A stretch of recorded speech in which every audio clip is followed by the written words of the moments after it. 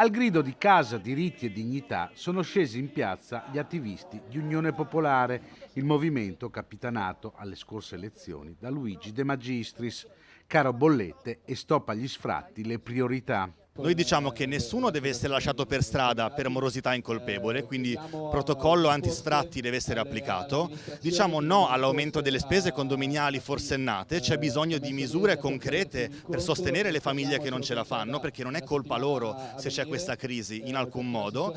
Bisogna dire anche stop al caro bollette, perché queste bollette sono frutto di speculazioni di poche aziende che hanno fatto speculazioni sul mercato di Amsterdam. Ebbene, il governo deve intervenire. Per uscire dalla crisi, dicono i manifestanti, bisogna fermare la speculazione sulle bollette. Il governo deve tassare il 90% degli extra profitti e soprattutto basta spendere soldi pubblici in armi. Basta investire in armi e militari, perché noi togliamo soldi alla spesa sociale per investire nell'industria di morte e questo non ha alcun senso.